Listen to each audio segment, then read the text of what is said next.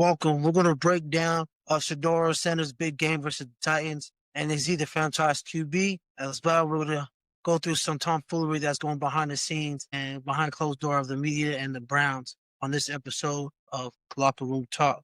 Let's go.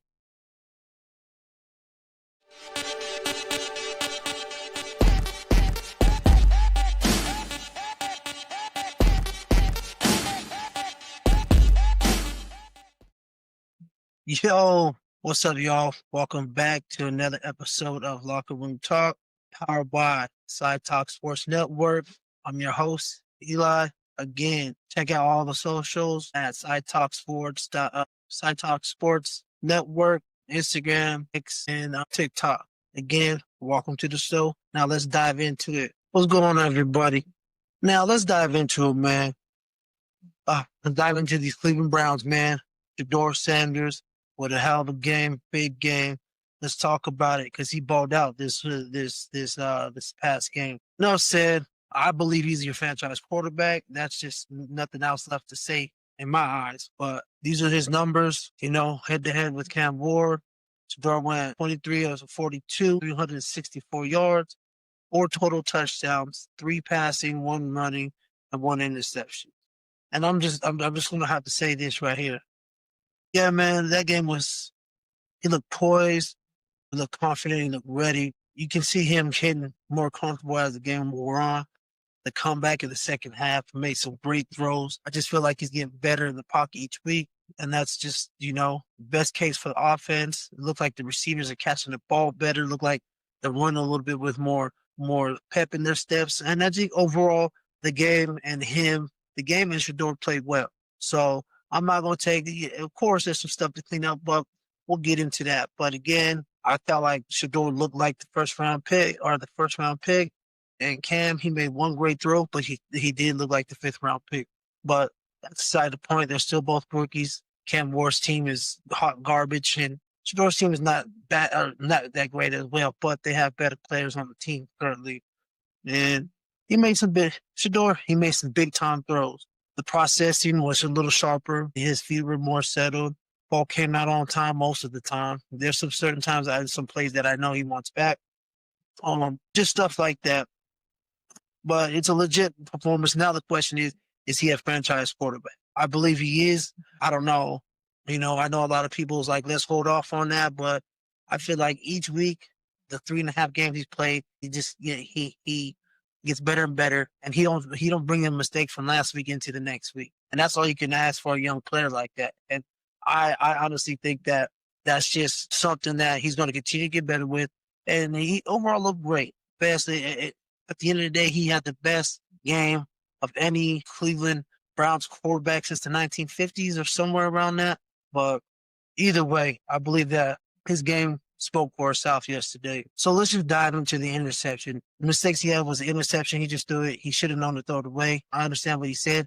He wanted to create a spark, and he kind of just try to make the play.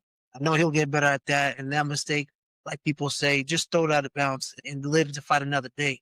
And then the fumble for that first 2-point conversion, which, to be honest with you, they should have even went for that 2-point conversion at all. But I get the analytics go for it now to see what you need. But you're down 14. Let's be honest. You're down 14. All you do is kick a field goal, and then when they scored again, possibly go for 2 to win the game, or just kick it and go over to overtime, and then you fight. Yeah, you keep the fight alive. But that's just how I feel about it. But let's be honest. Shedeur had a great game. Is there mistakes? Yes, he's still a rookie. Believe coaching let them down a little bit. But overall, does he look like a franchise player? Yes. Like I've been stating for months now, I feel like he's going to come out being the best player in this draft. But that's just my personal opinion. Other than that, really, really, really strong performance by Shedeur. And, just throw your wrist in the air. None of this bullshit, Everyone seems like they want him to lose. It's either you're on one side or the other. There's no in between. Me, personally, I just see what's on the field. I'm not over here glazing like the young kids say. But let's just be honest. You play to win the game. He played to win the game. They fell short. Happens in the NFL, And his quarterback play translates to the NFL. I know it. I think Mount Hyper knew it. There's a couple people that it's just, I feel like people are trying to see this young man fail, and I just don't understand it. I don't understand it, and it's just a lot of. We'll dive into the propaganda, but overall, I think he had a great game. There's some mistakes he needs to clean up, and he will want it back. So I think that's just par for the course as a rookie player, rookie quarterback. One thing that I really seen was the checks at the line, and he's really getting to that place where he's understanding the offense and defense of what he's seeing, and it's coming quicker to him. Overall, great performance. There's nothing more that you would want to see within what he's doing on the field. It's just the trust. He has trust. He connected with Jerry Jeudy a couple of times. He's getting the ball out fast, like I pointed it out. He just has an overall it thing. No matter what anybody says, all the haters or the people that just don't believe that he can do this and he can play quarterback at the high level, he made high level throws, 100% high level throws. You just kind of see he has that quarterback factor about him, and no doubt about it, he is playing. He's playing. So now it's just one of those things. After all the mistakes, after all this, and this was a good game for him. He needs to take that level up just to keep on showing that and proving people wrong. I know he wants to say he wants to prove himself right, but at the end of the day, you still have some of that shit in you that you want to prove people wrong. And then right now, he's back against the wall. This is the first time ever in his life he hasn't been the starting quarterback, and he had to work his way up. And I feel like all the bullshit narratives that's going on, we'll get into the narratives that are happening. So he's just going to continue to fill his fire. Granted, he has a tough schedule coming up. You got the Bears, Bills, Steelers, and Bengals. Not all world beaters when it comes to defense, but high-level quarterbacks. You know what I mean? So he's going to go toe-to-toe with some of the best quarterbacks in the league. Let's just see how he has a fair shake. So we're going to continue to watch, continue to just looking at his growth, man. And I feel like his growth is going to be exponentially better than let's say, for instance, like he had those games, but he didn't grow. He didn't jump. He didn't make a next step. He didn't take a step. He just plateaued and stood where he went. Overall, great game. Great game. Positive game. He says the right things. He does the right things. And just leading them back from 14 points down. Still can't believe they lost that because I feel they had momentum and all that stuff. But overall, I believe that was a great game by him. And we'll just see how far he takes it. So now let's get into. So what not for Kevin Stefanski, man? All right, now. So the big subject of this week is why did Kevin go for two both times? Like I've stated before, going for two when you're down 14 points, I totally get the analytics of the situation, but you're down 14. Could have kicked the field goal when Shadour fumbled the ball, which that was a mistake on Shadour. And you fumbled, you just kick a field goal, you're down by 7. Then he leads you back for another touchdown, and you go for two, or you kick the field goal to tie it up, go into overtime, or you go for two for the win. That's how I would have played it. I would have listened to analytics. I would have stored my depth. And when I was sitting there watching it, and I just didn't understand why the fuck he would go for two twice. Well, I know he went or go for two on the first one. I know why he went for two the second time, because he had no choice but to go for two. But me personally, I would have kicked the field goal. You got the ball back. You go, you score again to a great pass to Fannie Jr., and then you decide to go for two to win the game, or you just send it into overtime. But I want you guys to check out the play, and it's a god-awful play, the goal line. You take Shedeur out the game. And I just don't understand it. So, again, I don't understand the play call. So if you check it right there, looks like he just didn't know he was supposed to pitch the ball, or he didn't know to read what his key read was, the corner right there. So if that quarterback didn't run with the receiver on the reverse, then he keeps the ball, he walks in. He stood where he needed to be, he stood home, and then look what happened. So, and I don't understand this play because you have, so if you see right there, you have, I think that's 71 going out for a pass, which that is totally uncalled for a play of that magnitude, and I just don't understand it. Again, play design wasn't too bad. I just think Kevin Stefanski was super wrong in that play, and I just don't understand why he would, he would, I don't know why he would call that play at that time and take Shador, which your player, which your quarterback was, it was hot. He was, going, he was hot at the time. I think he should have left him in. And then this is what it all came about. This was god awful. Overall, I believe that was a bad call. But if you really pay attention to it, I think Judkins totally forgot that he was supposed to pitch it or um or but it is what it is. So overall, it was a good game. Bad call at the end. I think coaching lost in that game. And is that a fireable offense? Most people are going to say yes, especially Shedeur supporters are going to say yes, fire him. He's sabotaging him, all that good stuff. You know what? To be honest with you, I see it a couple different ways. He fires Kevin Stefanski, and then we have a whole new offense that Shador has to learn, and then it's going to take him. It's like he's a rookie again.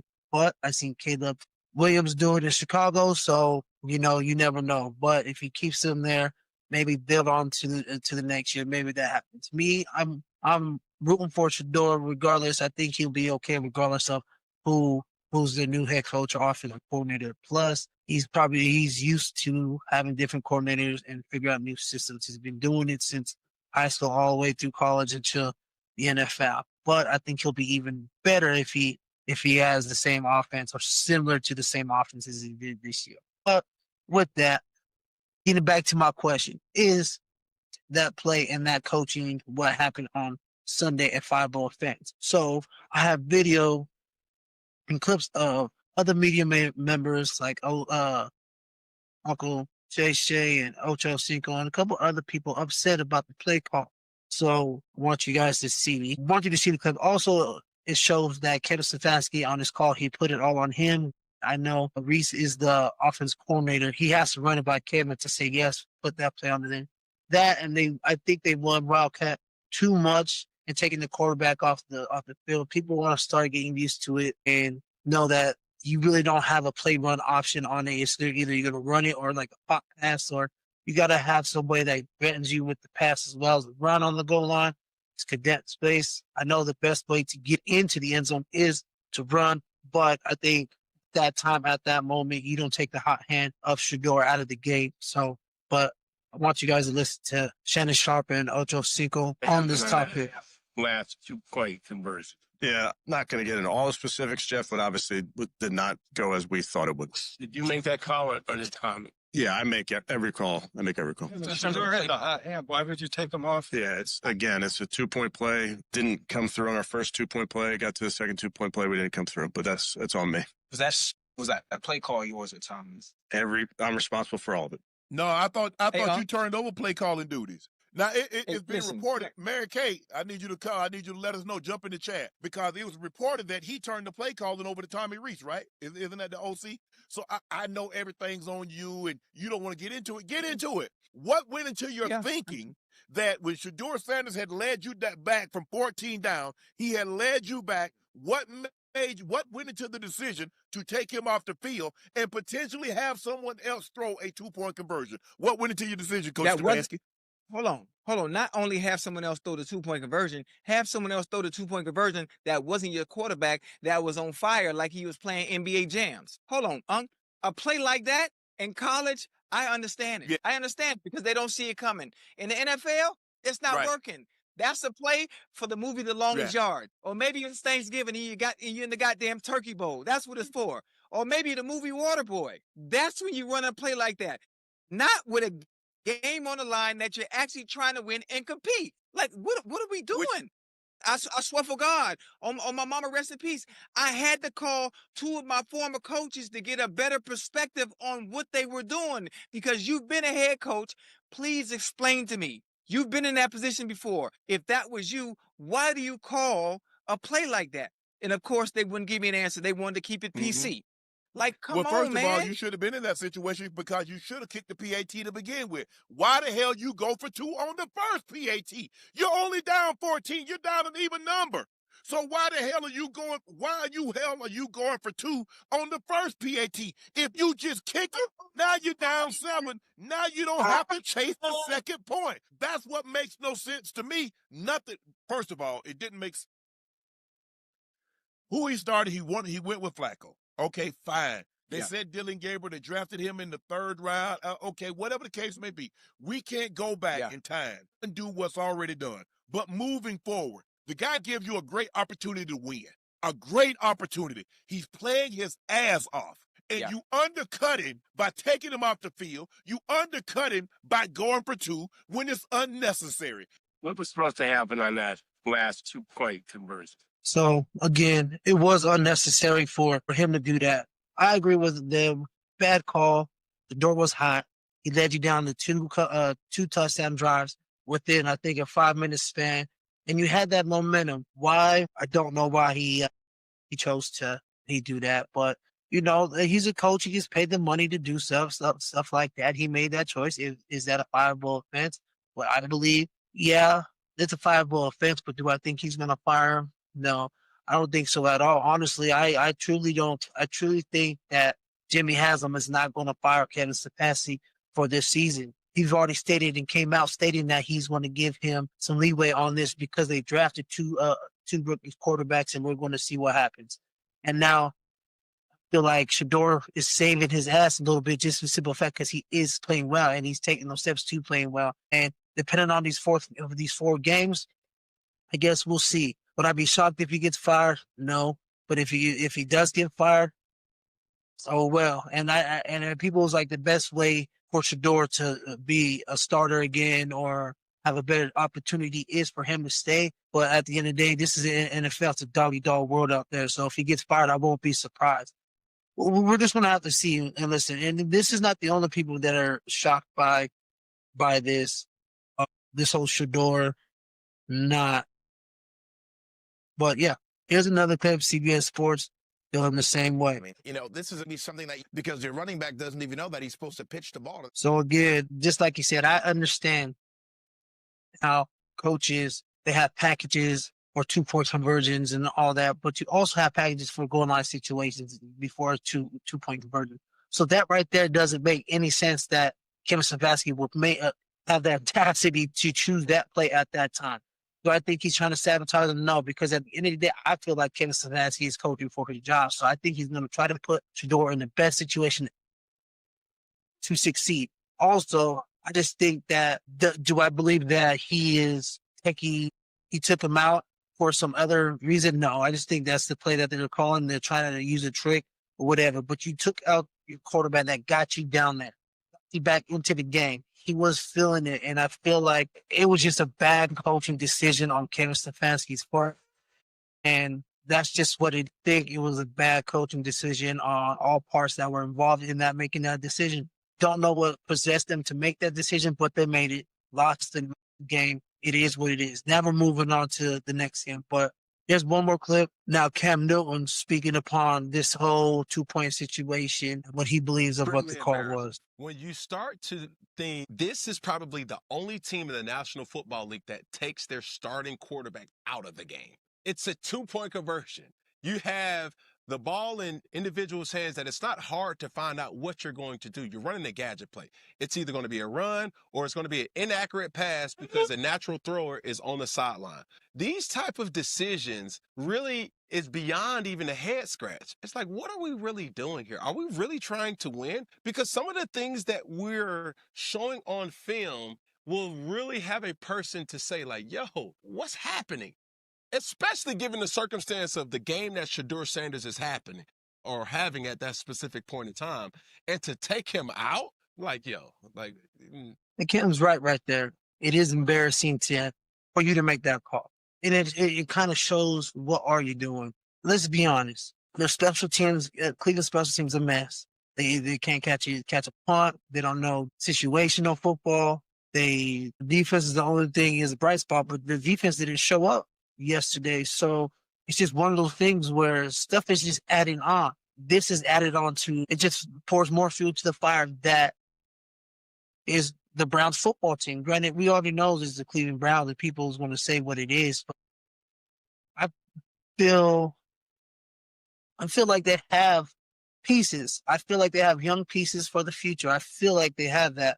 And I'm not a Cleveland Browns fan. I'm a Shedeur Sanders fan. But I support Cleveland Browns because Shedor's on that team. So it's just one of those things where Kevin Stefanski bad call on fireball offense. It's impossible. That can be the straw that broke the camel's back type thing. But do I feel like he's putting Shador in a bad spot? No. But do I feel like he should have put Shador in that position to go make a play after playing so well? Yes. So I don't know. It's just one of those things where I just think that it's a possibility, but everything's a possibility. I don't know what they're going to do, break it up, blow it up, but who knows? But overall, Shador had a great game. Bad call, bad clock, bad game management on Kevin Stefanski's part. And as a coach, you get paid the money to understand those things, even if your players don't. I'm as a coach, we got to know down distance situation of football, and I think that was a bad, terrible situation of football decision. And I guess he was going to have to suffer the consequences as it may. So it is what it is. So diving into what's next, should Stefanski keep his job? Does he also regret not playing Shadour before Dylan or beginning of the year? And look, I get it. Browns fans want Stefanski's head on a platter. You know, the frustration is loud, but this is where I stand. If Shadour can pull out a couple more wins, I feel like it's going to save Stefanski's job. But let's just if he looked like he did anything like he did on Sunday, Stefanski is going to get all the praise. So I'm just going to say what it is. Even though it's Shadour working his ass off and he's the one playing the game, Shadour goes out there these last 4 games and does his thing. He's going to get the praise. He's going to get the praise. Stefanski is going to get some of the praise as well. So let's just leave it at that. But should he get fired? I think he might buy himself another year depending on these 4 games. And we'll just see. I don't think this 2-point conversion is going to change anything about him getting fired or not. But do I think Stefanski is going to get fired? Who knows? Does he regret not putting Shadour in earlier? Obviously, he probably does in a way. But at the end of the day, they both had to play to see where they're at, to be honest with you. All of us, now everybody, well, Shadour supporters that seen him play in college and throughout his entire life knows and knew that he was better than Dylan Gabriel. That's just point blank what it is. Do I feel like Kevin Stefanski had a thing for Dylan? I think that's his little boo. But at the end of the day, his ass is on the line. You got to put your best players to play. Shadour's a better quarterback than anybody in that room currently that's able to play, I guess you want to say. But I guess we'll see, because now we'll see what from this point forward, we're going to see how Kevin Stefanski coaches this team and how they come out to play each week. I think they got 4 tough games, because you're going against Josh Allen, you're going against Caleb Williams, you're going against Joe Burrow, you're going to go against Aaron Rodgers. So you got top-notch quarterbacks that you're going to go against. So the defense is going to have to come and play, and Shedor's going to have to make some plays, which I believe he can make some plays. He's going to show people that he can play with the big boys, if you want to say. I agree that I think he regrets it in a way, and just wonders. I think he kind of wonders, what if we started this kid and got him the reps in training camp and built him up like he was trying to build Dylan Gabriel. I just think he wasted his time with that. No offense to Dylan Gabriel. Probably a great kid, probably a great guy. But at the end of the day, you should have seen that talent. And I don't want to hear, he wasn't ready. Because you see with him with the minimal reps, with no reps throughout the year and training camp, you see what he's doing just off of what he's done the last 3.5 weeks. So I guess if you got him reps, I think he's regretting a little bit of that. And I know, and me personally, I don't believe it's any of his play that dropped him in this draft status. So therefore, I don't understand it. I just think there's something about Kevin and Shadour that is not there. Me personally, even if they don't like each other, owner's going to have to say, they're going to have to sit him down in the room. If this shit's going to work for the rest of these 4 games plus next year, if Kevin stays, sit down and squash the beef. Also, there is a clip that I found from on Twitter about how there's some ties with Kevin Stefanski and the Sanders family. So stay tuned for that. We'll dive into that. Also, again, I don't think it's the plays and all that, whatever it may be. Does he regret it? Probably. Was there narratives about it? Yes. There was a narrative and there's an agenda. Like I said before, there's going to be some proof to this. I have a receipt that there is maybe an agenda and maybe a narrative that people have not really said anything about it, but I know some team fans know about it. I've heard about it. I know damn well Cleveland's fans about it. But do I think they're going to say anything about it? Probably not. But when I show y'all this video plus what I've discovered, you'll understand why. All the narratives that were coming out of Cleveland was he wasn't ready, he wasn't practicing hard, he wasn't sitting in the class, he wasn't doing none of that stuff. But now that we see him play, I want y'all to hear this and watch this clip with my guy, Riz, and just how the narratives, and there's a narratives and agenda that was in Cleveland, which do I believe that's true? I think there's a narrative because his draft status was unbelievably dropped from the first and second round to the fifth round, which again, we keep on stating his play, his talent does not deserve to drop that far. So do I believe there's agendas and narratives? Yes. But watch this clip and you tell me. Now Cleveland's starting to figure this out. In July in Berea. Yes. The QB tracker says so. Nobody could see that. Does that bother you that your professional football organization could not identify the best quarterback in their own building? Yes. Yeah. And Riz, we asked a Survey Wednesday question roughly around the beginning of the year. And we asked biggest concern headed into the season. And I said agendas. And there were agendas. And only now have we really seen it play out that the agenda for whether it be Flacco, whether it be Pickett, whether it be Gabriel, whoever wanted to be smarter and right ended up being wrong. So again, that's my man, Tony Rizzo on the Rizzo show. Check him out. Love him. I listen to him.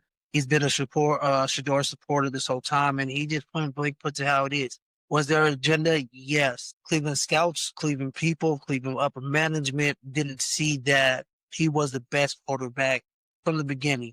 Is there an agenda and a narrative? Yes, there has to be, because that right there just shows proof. What Shador's play now shows proof, and I don't want to hear that he worked hard and he did all this stuff, and now if he would have sat, that this is the reason he sat, and now this is the reason why he's doing well. No, play bullshit.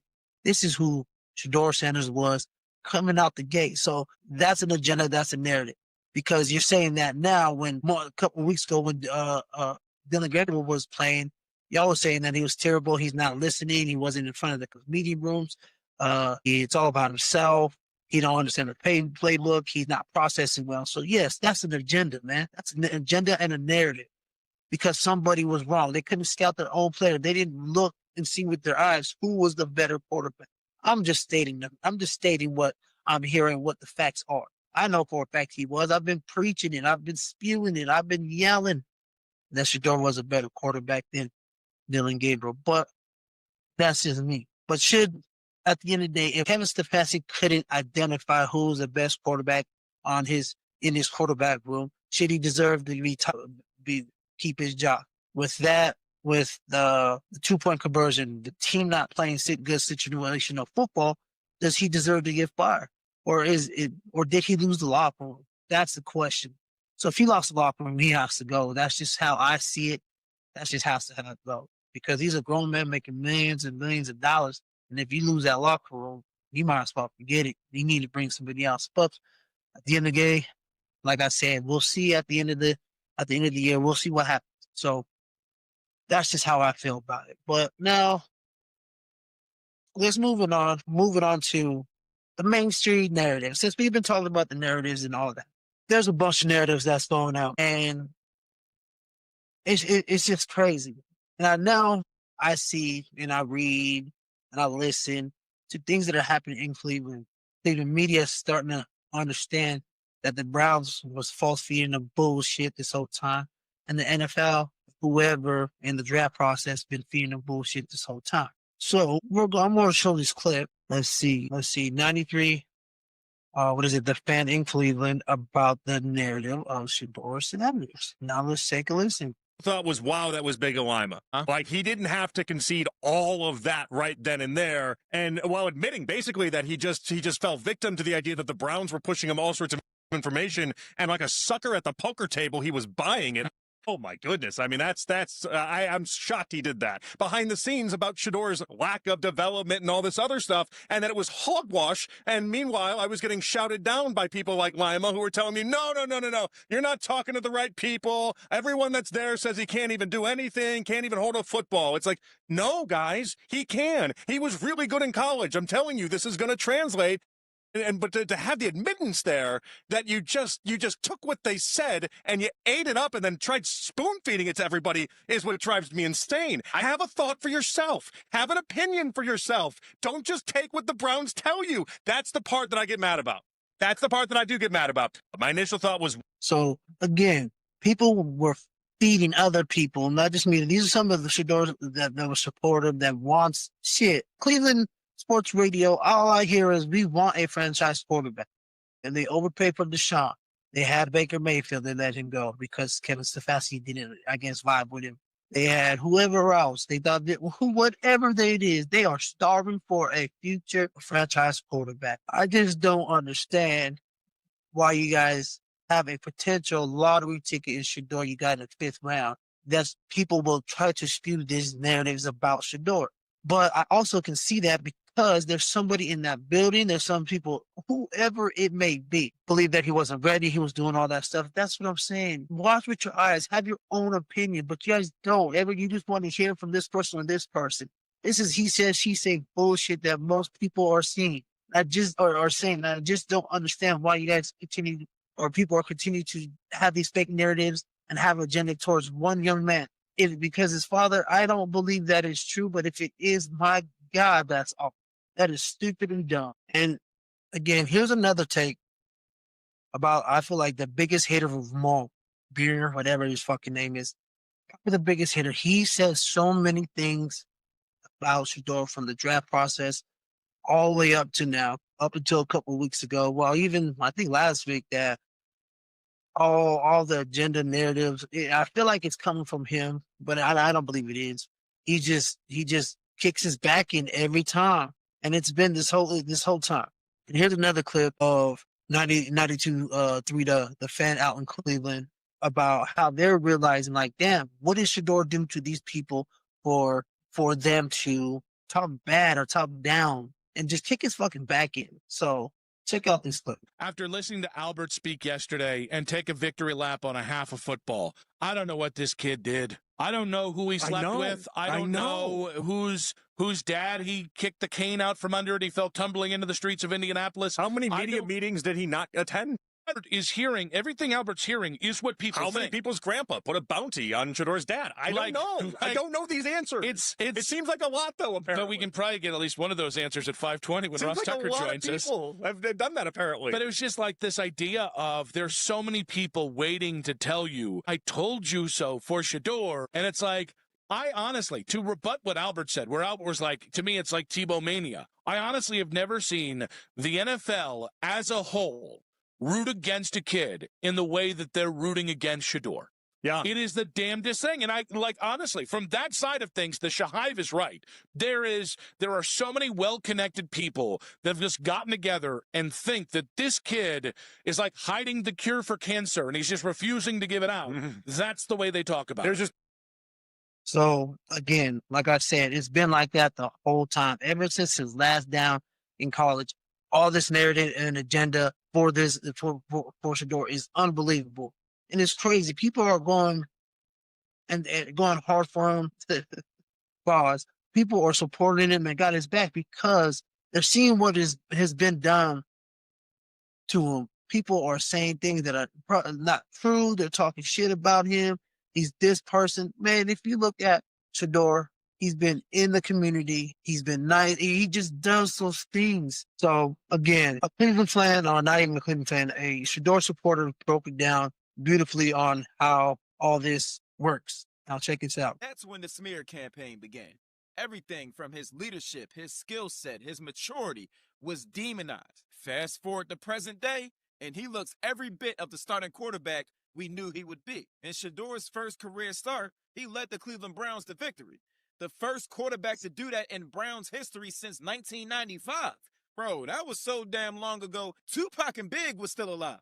But instead, the conversation was, Well, what do you expect? It was the freaking Raiders. They suck. Right. And I'm not going to deny the validity of that statement, but what I will say is if you're running with the narrative that Shedeur Sanders isn't good enough to be an NFL caliber quarterback, it shouldn't even matter because why is he the one to accomplish the feat? And last time I checked, those 17 quarterbacks that couldn't win in their debut before him, damn sure wasn't playing against the 2000 Ravens. As a matter of fact, Baker Mayfield's first start was against the Oakland Raiders, who had the absolute worst defense in the NFL that season. So once again, I ask you, if it's so easy, why couldn't they do it? Then we get to this Tennessee Titans game where Shadour absolutely dominates, has 4 touchdowns on the day. But take a wild guess what the narrative was after the game. So what if he threw 4 touchdowns? It was against the Titans. They suck. Shadour is the only quarterback this season to score 4 touchdowns against the Tennessee Titans defense. And mind you, they faced off against quarterbacks like Drake May, Matt Stafford, Justin Herbert, Daniel Jones, quarterbacks who found themselves in the MVP conversation at some point this season. So I repeat, if it's so easy, why didn't they do it? You see, I'm not making this video to make Shedeur seem like he's the greatest thing since Tom Brady. But what I am saying is the pre-draft rankings, the way they talked about him in college is exactly who Shedeur is. So all those narratives about him being a bad teammate, him not being good enough, him not having an arm strong enough was complete bullshit. You see, the NFL draft has always been about your skill set plus your potential. You just watched a 5th round pick go toe-to-toe with the #1 overall draft pick. 2 quarterbacks who are in terrible situations, but nonetheless, the proof is in the pudding. When you watch them play, they look within the same tier of each other. Does that tell you that the kid is a fluke and these are just miracle performances? Or does it say that the NFL was completely wrong about him, you're completely wrong about him, but you just failed to admit it? And again, shout out to my man right there, man. And I believe that it's facts, man. There's narratives and agendas ever since he last played in college. And I even feel like that's the same thing with the Heisman race. Do I feel like he should have been in the top 4? Yes. Top 5? Yes. But he's 8. And Dylan Gabriel went down there. I don't think so. Like, again, Dylan Gabriel was a good college quarterback. He played on some awesome teams. But he didn't level up. He didn't level up his team. I'm going to be honest. He didn't level up Oregon. He didn't level up Oklahoma. They have ballers and some dogs that are already been there. So it's not like he leveled them up. He just managed the game with those, especially with those teams. He managed those games. He was good enough to manage those games for them to win, to get to where they wanted to be or try to go. So I don't understand the talent from what Shadour had possessed and what Dylan. And it's not to compare them. It's just the factor of projection and talent. Shadour uplifted CU from a 1-11 team to a 9-4 team. Dylan Gabriel just was another piece to a puzzle of Dan Lanning and Venables in Oklahoma. So that's the difference. He didn't uplift any of those teams, Oregon or Oklahoma. They already had dogs there. Dylan took over for Bo Nix, and that team was already loaded. Shadour had to come from Jackson State, uplift that team. He had to go from Jackson State to Colorado to uplift that team. So that's the difference. And even the projection, terrible wrong. Mal Kiper was right. We all knew he was right. All the supporters knew he was right. That's just another narrative, but he put it out beautifully, and he killed it in that. And I love that clip. And shout out to my God. Hey, salute to you. Now, let's move on to so now Shedeur is now the starter for the remainder of the season per Kevin Stefanski. So that right there means he has those games against those big time guys. So it was stated he starts the remainder of the year. And what we're looking for at this point, we saw all this coming. And like I said before, during the draft season, he was one of the quarterback classes. I feel like he was one of the quarterbacks or the quarterback that has potential to be a franchise quarterback. I believe that, and now I think people are starting to come around to, okay, maybe we were wrong, but they're not going to admit that they were wrong about this. So I feel like he's the one that had the most potential to be a franchise quarterback because all the tangibles he brings. And my dog is just who it is, man. I'm not gonna lie to you. I'm rooting for him, and I hope he is. I believe he will become that franchise quarterback that he believes he is, and he knows he is.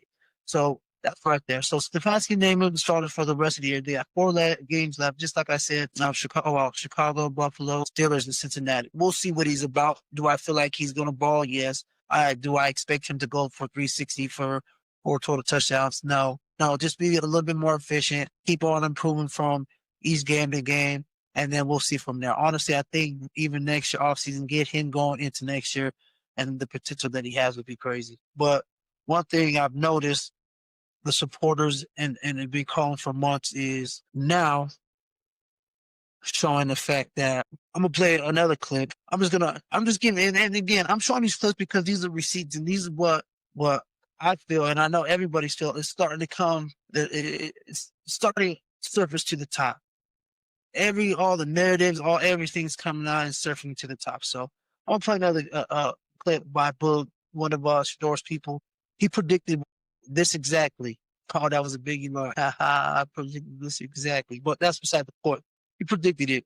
He was right on a bunch of levels. And I want y'all to see it. Shout out to Boog, man. I'm gonna use your shit, but shout out to Boog for just speaking the truth. Because now I'm hearing people say, "Oh, well, he's a starter now. So what? What happened?" So me personally, I want y'all to see the clip, and I'm gonna show you, and I'm gonna tell you how I feel about the whole situation. So check out Boog in this clip, and I want y'all to understand what he's really talking about. Man, that time gave him, he ain't, you know what I'm saying? He ain't even out there yet, and I'm calling it now because I seen this story unfold time and time again. Instead of giving him credit that's due because he really like that, they're gonna always try to find a way to discredit him some way. Well, if he had came in from day one to start, man, he would have struggled. But him sitting behind Joe and and Dylan and all that stuff gave him time to, to mature and learn the offense. They gonna be too prideful to just be like, man, that kid got screwed over. He always been that. He ain't just become that. He been that. You know what I'm saying? So I just want to document it. I like to keep my files ahead of time because I see when things unfold. I got a different eye for this stuff. I'm able to see things that other people can't see, and I'm able to see down the road. So whenever he get his opportunity, after other people before him can't do it, like there's always been people who came before him who could never accomplish it. And then he always had to step in and be the one to accomplish it. It's no different. Jackson State, people before him failed year after year after year after year. He come in, immediately turn that thing around. Colorado 1-11 and hadn't won in years. Nobody cared about Colorado. You can get a ticket any day, anywhere in that stadium, because wasn't nobody going to watch them games. He came immediately, sold out. Season tickets sold out. Okay, yeah. And again, he's right. He's right. He's right about he's right. Well, I'm just gonna say he's right. Some of us has been saying these things since the beginning. Meanwhile, you guys like Tony Grossi, Albert Beer, the biggest hit of them all saying they're spewing nonsense, creating narratives to push agendas. And now now they're just trying to walk it back. Oh, he started. What's the difference? He's a starter. What? Nah, y'all slandered his name all year. Now he's getting held accountable, just like Boog said. Y'all are just having your feet to the fire, just like Boog said.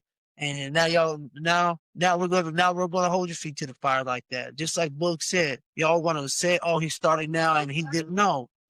After all the narratives and agendas y'all put, we're gonna hold your feet to the fire. So that's what the supporters are saying to y'all.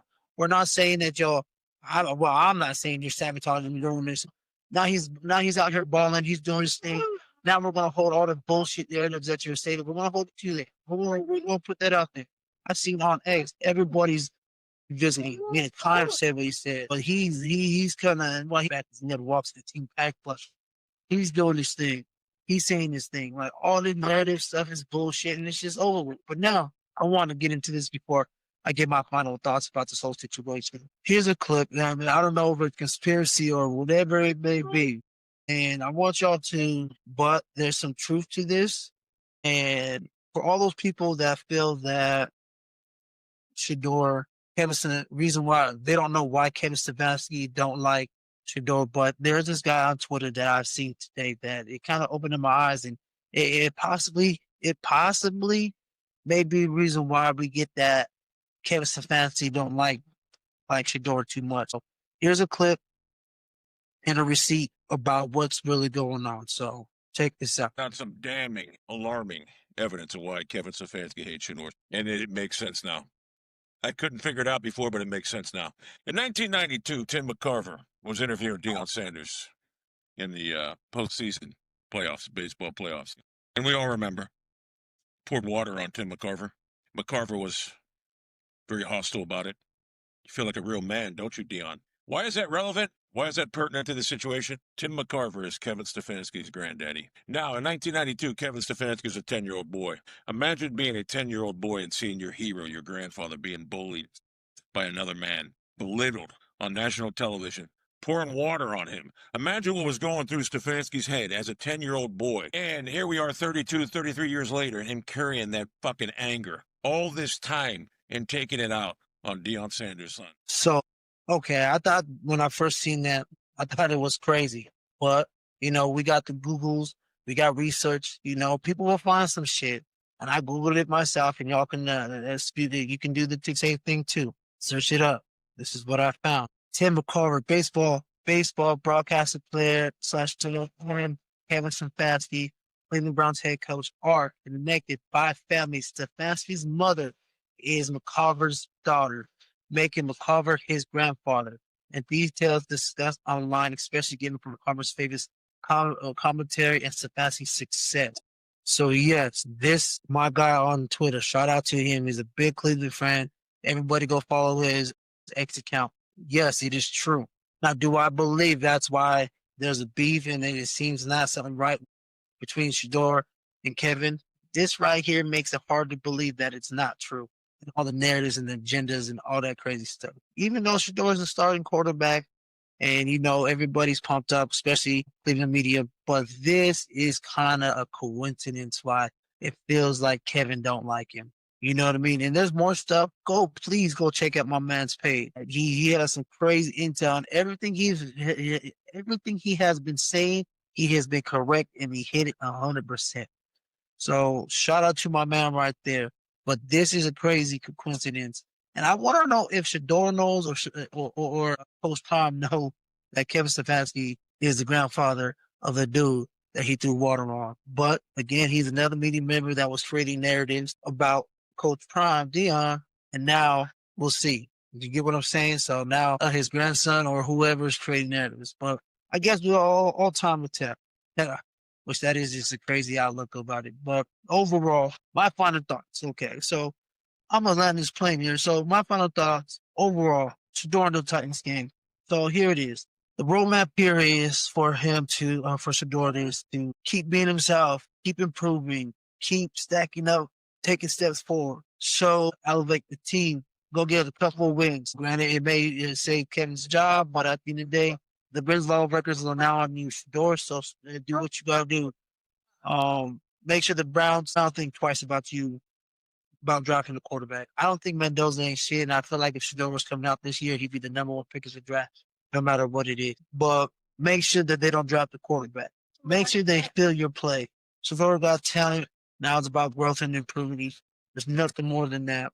Nothing else he has to do. I feel like he's ready for this. He was born ready for this. And I do not see anything stopping him from improving this week. Overall, I just wanted him to keep on going. So him just keep on improving, doing what he needs to do to keep well night, and he's going to play the rest of the year. So it's not like he's going to be benched. So there's going to, in these 4 games, there's going to be ups and downs. There's going to be a lot of things that, you know, a rookie goes through, just like all rookies. So just keep on putting his foot on their throat, and just come out, man. Just be a dog and the leader that he is. I support Shedeur because I watched him pretty much grow up on TV. Not just that, he did good things in Colorado, where I'm currently located. That he showed my son some love at one of his schools. So he's always going to have my respect. Always did for the community around here, and they did big things. So I'm gonna keep on supporting. I showed you these receipts because I want y'all to understand the narrative and the agenda that these people pushed on the kid that's just trying to make his way. You know what I mean? And everybody, I believe a lot of people get mad and don't like Shedeur because the way or who his dad is, because of that gaming thing, a Nepo baby or whatever you want to see. But at the end of the day, like he stated before, Coach Palm didn't just let him, you know, he had to earn everything he got. And I know everyone says the nepotism and all that crazy shit. I think He'll be fine. I think he is the franchise quarterback, and I've been telling everybody for the last year, he's going to probably be the best player our best quarterback in this draft. Like I said, I love Cam Ward. No hate, no slander to Cam Ward, and whoever, and Dart and Shuck and all those other quarterbacks. But he was already ready for it. His mind is different. His mindset is different when it comes to this shit. Again, stop with all the narratives. Let this man play. Let your door go show who the fuck you gonna be and who the fuck you are, dog. So you got to support it with me and my family. And again, I showed you those receipts because it's starting to come out that, oh, maybe he did work, maybe he is working hard, maybe he is doing the stuff behind the scenes that everybody's saying that he's not doing. And all the bullshit that there's, now Cleveland media is starting to come up. Now they see that he can play. We've been knowing this shit. We've been knowing that he is who he is. He is him. So again, shout out to Shador. So again, that wraps it up for this episode of Locker Room Talk with your boy. Again, got my holiday set up in the back with the and again, like, subscribe to Locker Room Talk. Not just that, me and my partner Larry Stroh on Mile High Mindset, where we dive into the Denver Broncos, go Broncos country. Again, thank you for listening and watching. Subscribe. Only certain y'all, I get a lot of views, but I don't get a lot of subscribe. So please subscribe for your boy, man. I'm trying to take this.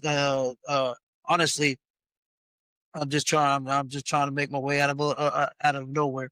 But also, we are going to drop our RSTP Rosalina St. Prince clothing brand, luxury clothing brand soon. So stay tuned for that.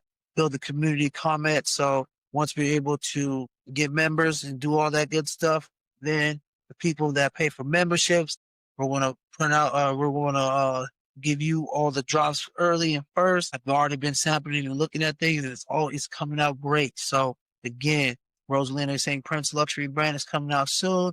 Like and subscribe to this video. Shout out to everybody that watches Side Talk Sports Network. Much love to y'all. Till the next time, I'll see you later. Peace.